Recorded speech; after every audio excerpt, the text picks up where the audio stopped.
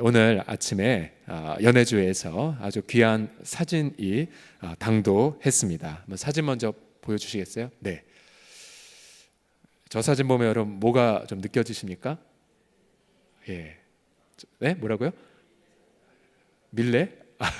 그렇군요. 역시 수준이 높으시군요.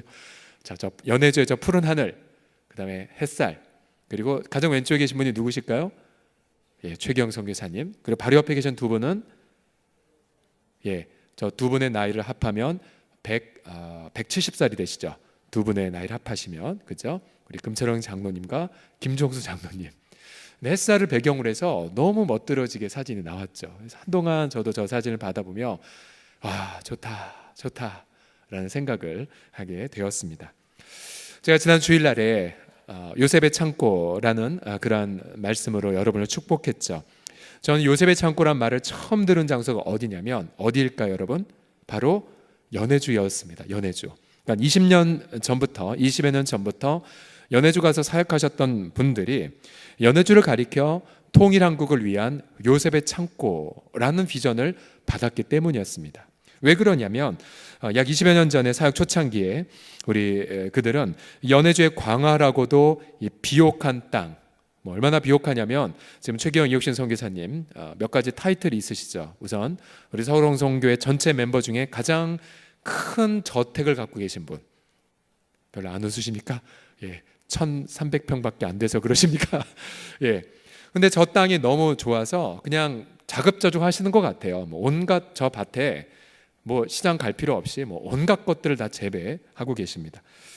근데 이 사역 초창기 20여 년 전에 우리 선배들은 이 광활하고 비옥한 땅에 감자를 대거 심었고요. 그래서 이 막대한 양의 감자를 기차에 실어서 그 당시 한참 식량난에 시달리는 북한에 감자를 보내왔었답니다.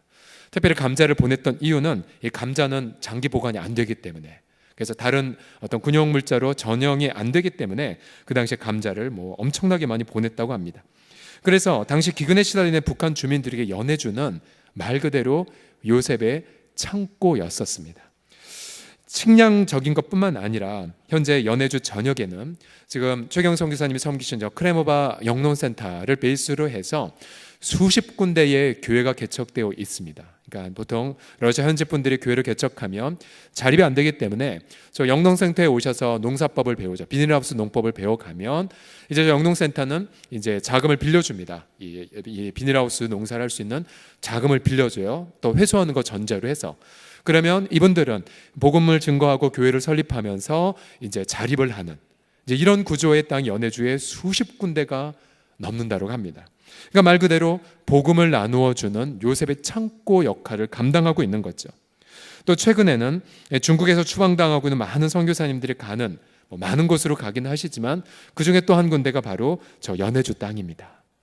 그러니 이 연해주는 우리 독립운동의 본거지일 뿐만 아니라 지금은 북한의 복음을 증거하는 전진기지. 그래서 우리 많은 선배들은 연해주를 가리켜 통일한국을 위한 요셉의 창고라고 그렇게 명명을 하고 있습니다.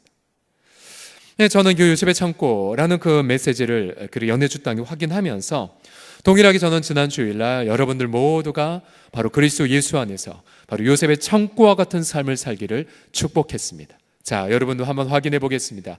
바로 예수 그리스도의 은혜로 말미암아서 저와 여러분도 요셉의 창고와 같은 인생을 살게 될 것을 믿으십니까? 믿으십니까? 옆 사람 몸에서 당신은 요셉의 창고십니다 한번 축복해 하십시오. 시작. 당신은 요셉의 창고십니다. 저는 확신합니다. 요셉의 창고. 그런데 오늘 본문을 보게 되면 우리 모두가 요셉의 창고와 같이 쓰임받기 전 반드시 통과해야 하는 과정이 있습니다. 이 과정은 심야기도에 안 나오셨으면 들으실 수 없는 내용이죠. 그것은 바로 요셉의 연단이라는 과정입니다. 따라해 보시겠습니까? 요셉의 연단. 시작. 자, 오늘 본문 17에서 19절을 보게 되면 요셉을 가리켜 요셉의 발은 착고를 차고 그의 몸은 쇠사슬에 매었으니 곧 여호와의 말씀이 응할 때까지라. 그의 말씀이 요셉을 어떻게 했다고요? 단련했다고 합니다. 언제까지요? 말씀이 응할 때까지. 17살의 나이 노예가 되었고 30살이 총리가 되었으면 13년. 그리고 다시 그가 7년의 대풍년 동안 창고에 곡식을 저장하고 이제 37살쯤 됐겠죠. 그때부터 그의 인생, 요셉의 창고가 되었습니다. 그러니까 17살부터 37살까지 몇 년 이분이 연단받은 거예요? 20년을 연단받은 겁니다. 20년. 20년의 과정을 통과해서 비로소 그는 요셉의 창고의 역할을 감당했다는 사실입니다. 20년. 그러고 보면 야곱도 라반 밑에서 몇 년 있었을까요? 20년. 다윗도 사울 왕에게 쫓겨다녔던 시기, 대략 한 2, 3년 보죠. 그리고 그가 이스라엘 나라의 통일 왕국의 왕이 되기까지 약 6년 정도. 그러니까 대략 근 20년 가까이 됩니다. 물론 20년이 꼭 정해진 기간은 아니지만 여러분 20년 생각하면 여러분 뭐가 느껴지십니까? 20년. 결코 짧은 세월은 아닌 거죠. 20년. 자, 우리가 요셉의 창고와 같이 쓰임 받으려면 우린 반드시 하나님 말씀에 응하는 때까지, 그래서 모든 연단의 과정을 다 통과하셔야 됩니다. 오늘 밤 스스로에게 한번 자문해 보십시오. 그럼 나는 이 요셉의 연단의 과정을 다 통과했는가? 아니면 나는 통과하다가 좀 포기했는가? 아니면 지금 내가 겪는 이 고난이 요셉의 연단인 걸 깨닫지 못한 채 그저 원망과 낙담 속에서만 살고 있는가? 여러분은 어떠한 좀 형편에 있으십니까? 요셉의 연단에서 반드시 통과해야 될 과목을 세 가지로 한번 추려보겠습니다. 요셉의 연단의 과목의 첫 번째, 우리가 반드시 통과해야 될 과제가 무엇이냐면 이것입니다. 나는 과연 사람의 노예, 살이 속에서도 주님의 종으로 살아갈 수가 있는가?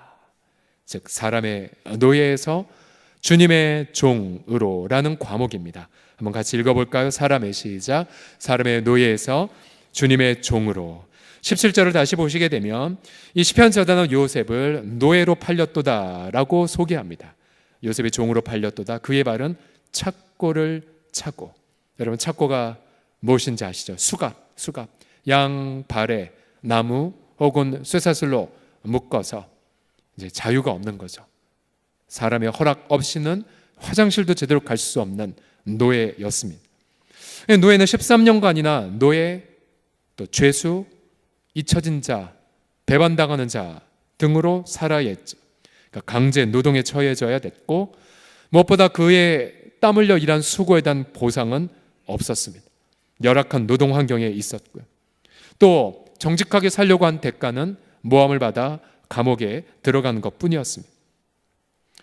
성경을 보면 사람의 노예로 살아가는 연단이 퍽 많이 등장합니다.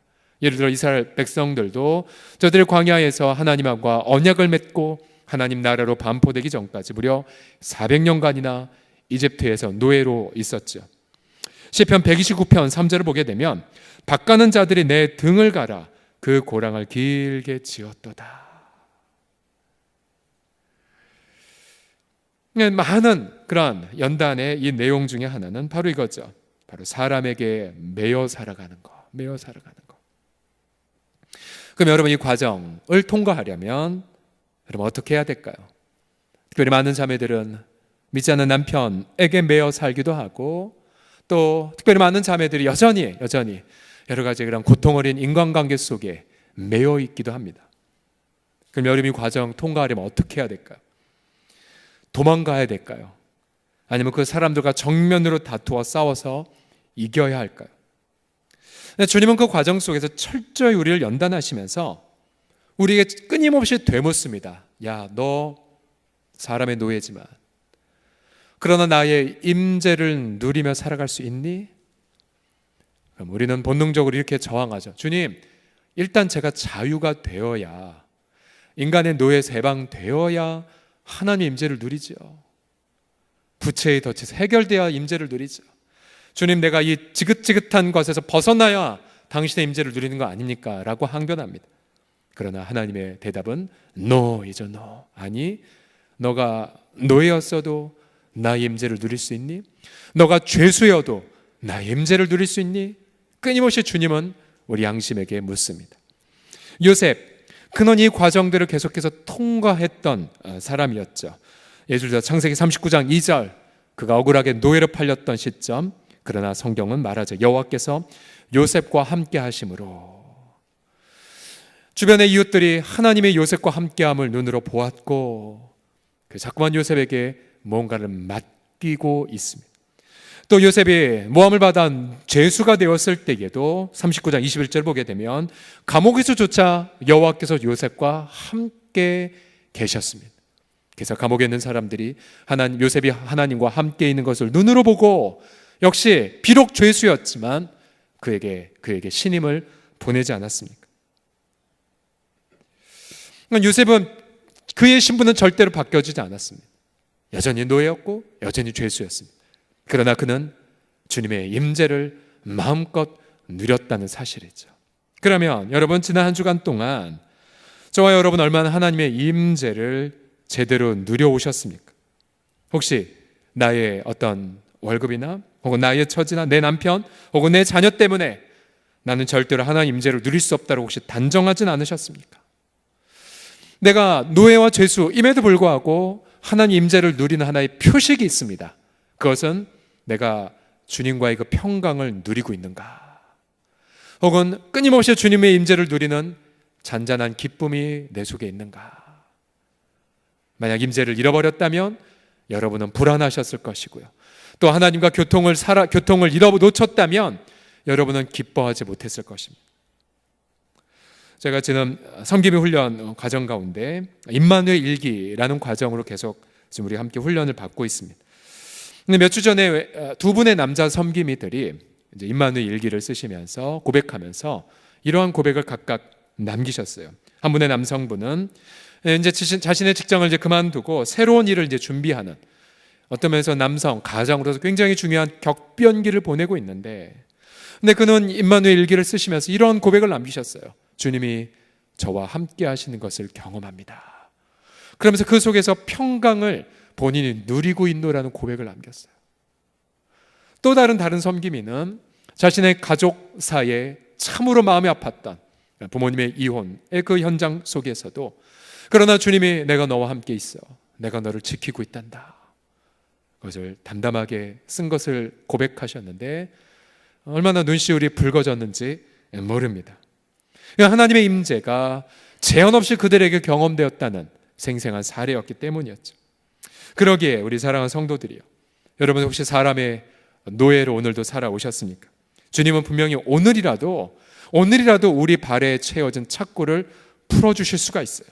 그러나 그 전에 주님은 우리에게 묻습니다. 너 그 노예임에도 불구하고 나의 임재를 누리고 있니? 나의 임재를 누리고 있니?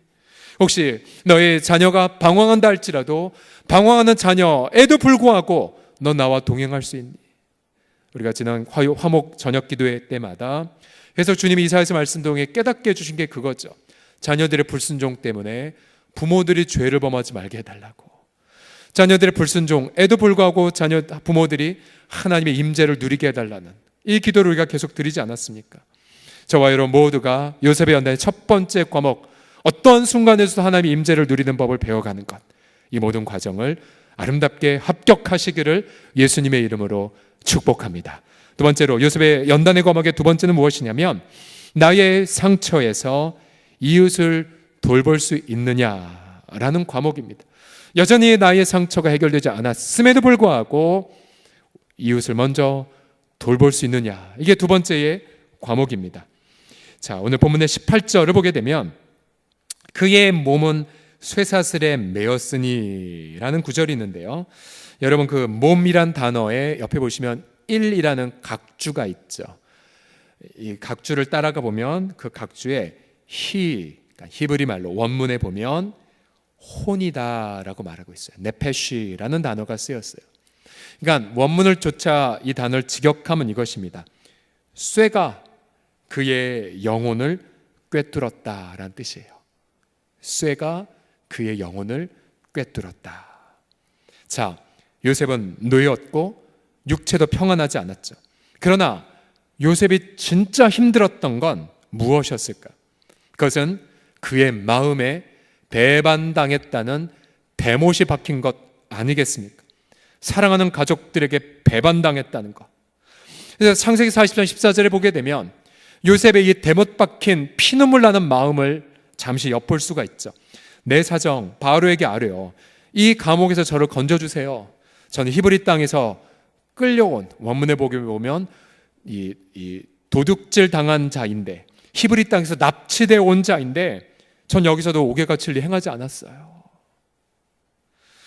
얼마나 그가 무서웠겠고 얼마나 그가 피눈물을 흘렸겠고요. 때로는 조금 더 용기가 생겼다면 형들을 향해 사정없이 저주를 퍼부었겠죠. 또 원망을 퍼부었겠죠. 또 자신을 향해 내가 얼마나 못 살았으면 형들에게 배반당했을까라고 죄책감을 가졌겠죠. 요셉은 어쨌든 자신의 상처에 매여 좀 고통하는 시기를 보냈을 것입니다. 여러분, 우리 중에 어떠한 누구도 이러한 요셉처럼 자신의 영혼에 대못이 안 박힌 자는 아무도 없었을 것입니다. 특별히 사랑하는 가족들에게, 여러분의 배우자나 혹은 여러분의 가까운 지인들에게 받았던 상처가 더 클지 몰라요. 교회도 마찬가지죠. 우리가 같은 성도고 또 기대감이 있다 보니까 그 높은 기대감 때문에 오히려 우리는 쉽게 교회에서 상처받을 수도 있습니다. 근데 중요한 건 이것입니다. 중요한 건 과연 나는 그 순간 내 영혼에 박힌 쇠못보다 내 이웃에 있는 눈물을 더 크게 볼 수 있느냐라는 질문이죠. 요셉은 13년의 훈련 기간 동안 이것을 터득했습니다. 하나의 증거가 창세기 40장에 등장하죠. 그가 죄수로 그렇게 기약 없이 있었을 때에 하루는 두 관료, 떡 굽는 관원장과 또 술 맡은 관원장이 각기 다른 꿈을 꾸고는 근심스러운 얼굴로 앉아 있었습니다. 그때 요셉이 40장 6절에 이렇게 질문할 여유가 있었죠. 아침에 요셉이 들어가 보니 그들에게 근심의 빛이 있는지라. 자, 여기까지는 누구나 볼 수 있다 손 치더라도 그 다음 보십시오. 요셉이 그 주인의 집에 자기와 함께 갇힌 바로의 신하들에게 묻되 어찌하여 오늘 그럼 어제 그제 그들이 그 얼굴빛을 항상 보았다는 사실이죠. 어찌하여 오늘 당신들의 얼굴에 근심의 빛이 있나이까. 요셉이 자기 영혼에 박힌 데몬만 주목했다면 이럴 여유 없었을 것입니다. 네가 근심하든 슬퍼하든 난 상관없다. 내 코가 석찬데. 그러면서 저리 비키세요 하면서 청소만 했었겠죠. 그러나 요셉은 이웃을 돌볼 여유가 있었어요. 그러면서 그들이 우리가 어젯밤 꿈을 꿨는데 너무 꿈 때문에 괴롭다라고 말하자 요셉이 이렇게 멋지게 말하지 않았습니까? 40장 8절 같이 읽어보죠. 시작. 요셉이 그들에게 이르되 해석은 하나님께 있지 아니하니까 청하건대 내게 이르소서. 여러분, 노예가 그리고 죄수가 어떻게 무슨 일을 할 수 있단 말입니까? 그러나 요셉은 자신의 신분과 상관없이 이웃의 고통을 볼 수 있었고 자신에게 있는 재능을 가지고 그 고통을 돌볼 수가 있었어요.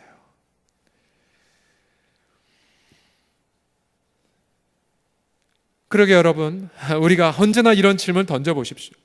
상처 없는 사람은 아무도 없지만 그러나 나의 상처보다 이웃의 상처를 먼저 보다듬게 하여 주시옵소서. 그럼 내 상처는 내 영혼에 박힌 대못은 누가 뽑아줄까요? 그건 사람이 뽑아주지 않아요. 우리 인간은 위로의 근원이 될 수 없습니다. 오직 예수 그리스도만이, 바로 그의 양손과 양발에 대못이 박힌 예수 그리스도만이, 또 무죄한 자로서 조롱당하셨던 예수님만이, 또 의로운 자로서 순결하신 자로서 정말로 모진 고통을 당하셨던 예수님만이 우리 아름다운 위로자가 되어주심을 믿습니다. 그 예수님을 언제 만나시겠습니까? 그래서 나의 상처에도 불구하고 이웃의 상처를 먼저 보다듬어 주는 자. 그러게 여러분, 우리 공동체에 계신 우리 섬김이들을 보십시오. 우리 섬김이들 다 잘 사는 거 아니에요. 저마다 아픔과 눈물이 있어요. 그러나 저들은 요셉이 경험했던 이 두 번째 훈련 과정을 지금 통과하고 있는 분들입니다. 자신의 아픔에도 불구하고 사랑방 식구들의 아픔을 헤아리고 사랑방 식구들을 돌봐주고, 그리고 고민 얘기해보라고, 당신의 해답은 하나님께 있다라고 격려해주고, 여러분, 그렇게 이웃의 상처들을 보다듬어주는 어느 순간 예수 그리스도께서는 우리 영혼에 박힌 대못을 하나씩 뽑아주고 계세요. 여러분, 이러한 특별한 위로의 선물들을 가득히 경험하시기를 예수님의 이름으로 축복합니다. 옆 사람 몸 이렇게 고백하겠습니다. 당신 먼저 돌보겠습니다 라고 시작. 당신 먼저 돌보겠습니다. 로마서 14장 7절 말씀 한번 같이 읽어보죠. 로마서 14장 7절 시작. 우리 중에 누구든지 자기를 위하여 사는 자가 없고 자기를 위하여 죽는 자도 없도다. 전 이 말씀을 이루어 가시기를 예수님의 이름으로 선포합니다. 마지막 요셉의 연단의 과목, 마지막 과목이 무엇이냐면 나의 때에서 하나님의 주권으로 가는 과목입니다. 나의 정해진 시간표가 아니라 모든 내 인생의 시간표를 하나님께 던져버리는 것. 요셉은 자신이 왜 고난을 당하는지 알 수 없었습니다. 그는 언제까지 이렇게 버려진 자로 있어야 하는지도 알 수 없었죠. 그러나 요셉이 바로의 꿈을 해석하고 총리가 되어 세상의 기근을 해결하자 그는 비로소 무릎을 치며 깨달았습니다. 아, 하나님이 이 때를 위하여 나를 인도하셨구나.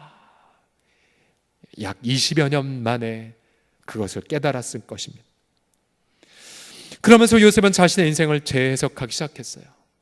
그가 17살에 경험한 건 거대한 인간의 악이었는데, 그래서 자신의 인생엔 악이 득세하여 승리했다라고 단정했는데, 그 20년 동안 인간의 악은 얼마나 악한 건지 도저히 자신의 연약한 그러한 마음으로는 극복할 수 없다고 그렇게 여겼을 것입니다.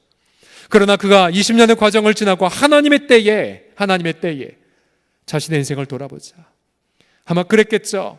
자신의 창고문을 열어 고통한 이웃들에게 식량을 나눠주면서 그러면서 그는 문득 17살에 자신을 이리로 보낸 것은 형들이 아니라 바로 오늘 이 위대한 구원을 위해 준비하신 하나님이란 사실을 깨달은 것 아니겠습니까?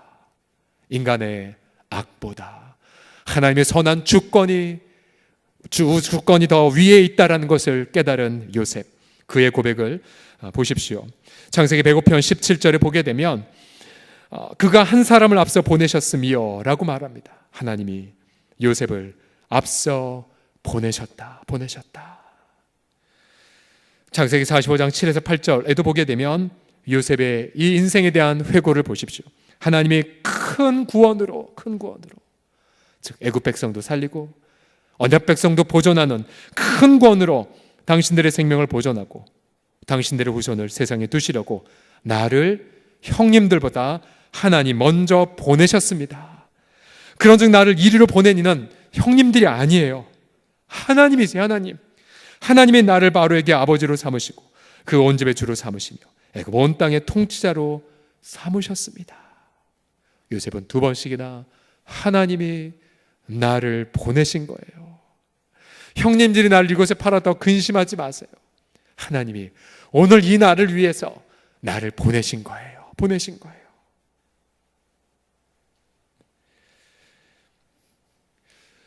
장애를 갖는 아이들을 양육하는 부모님들은 처음엔 심한 고통, 또 심한 죄책감에 시달리죠.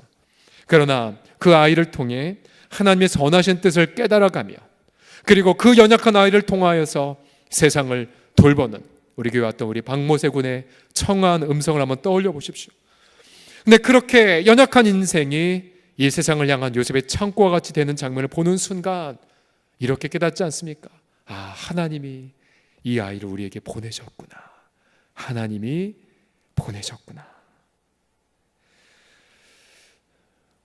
제 모교회인 서울 봉천동에 있는 서울 남부교회, 지금 이제 이루는 교회로 바뀌었지만 교회 공동체적으로 굉장히 암울했던 시기가 있었어요.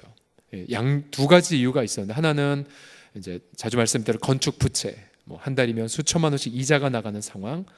그래서 교육부서 사역을 제대로 행할 수가 없었어요. 또 한 가지의 어려운 고통은 담임 목사님, 조광치 목사님이 계속해서 간이 약해서 늘 기력이 없으셨거든요.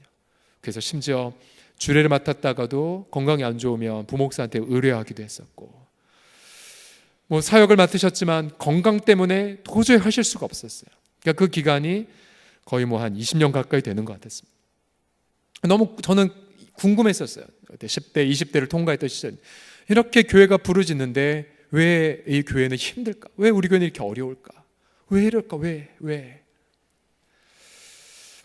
그런데 그 20여 년이 지나고 끝에쯤에 하나님이 제게 보여주신 장면들이 있었어요. 그게 뭐냐면 그 20년 동안 남북의 성도들은 정말로 주야로 생명을 걸고 기도했었습니다.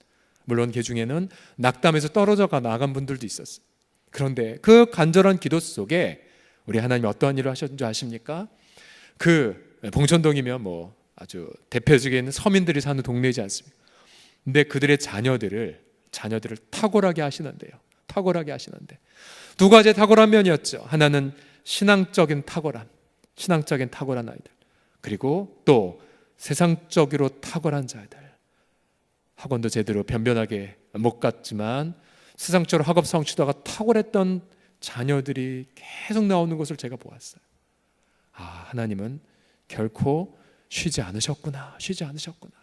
그 고통 공동체 연단의 기간 동안 하나님은 지금 작품을 빚어가셨구나.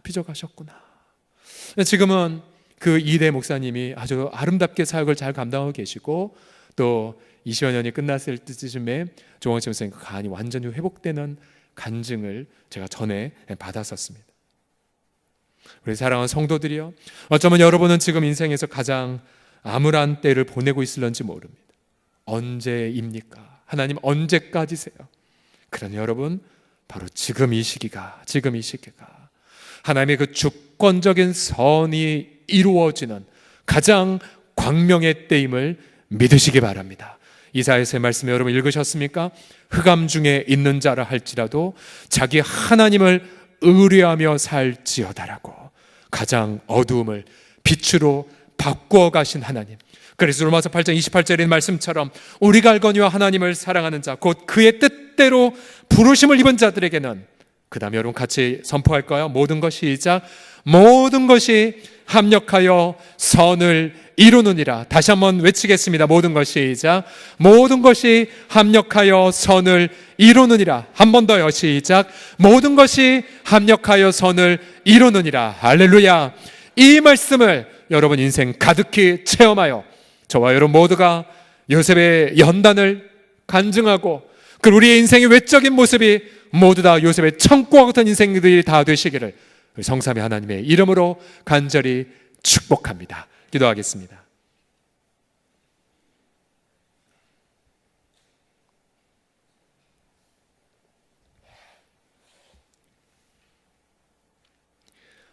아버지 하나님, 우리가 구하거나 또 생각하는 것들보다 더 능히 크게 아름답게 일하고 계시는 주님, 주여 우리의 눈을 열어주시사 우리 인생 중에 이미 계획하고 섭리하시고 빚어가시는, 또 고난의 아버지 하나님의 그 그림 퍼즐 조각을 가지고 아름다운 걸작품을 빚어가시는 하나님의 손길들을 바라보게 하여 주시옵소서.